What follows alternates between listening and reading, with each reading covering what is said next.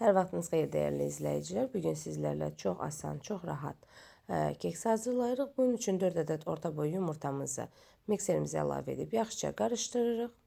Ağardıqdan sonra isə, ağarmağa başlayandan sonra isə üzərinə bir stakan, yəni 200 qram şəkər tozu əlavə edib tam qəşəng qatılaşana və ağappaq olana qədər çırpırıq.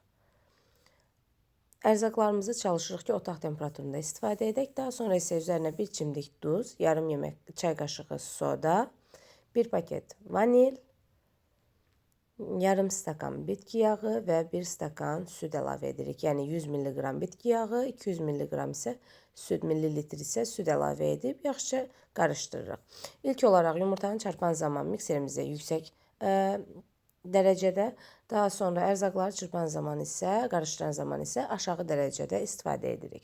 Son olaraq isə üzərinə 10 yemək qaşığı, yəni 2 stakan yarım ələnmiş un əlavə edib kiçik sürətdə yaxşıca qarışdırırıq və son olaraq isə bişirəcəyimiz qaba, qəlibə yaxşıca yağ vuraraq qarışımı içərisinə əlavə edirik.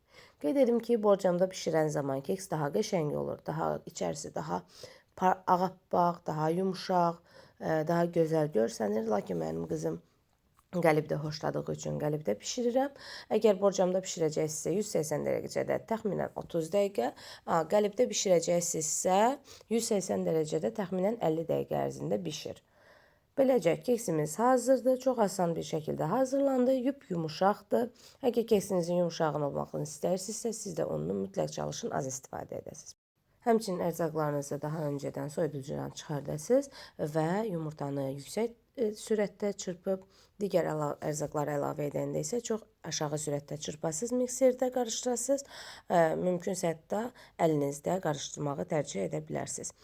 Özünüzə yaxşı baxın, hər hansı bir sualınız yarandısa şərh bölməsində qeyd edə bilərsiniz. Hələlik.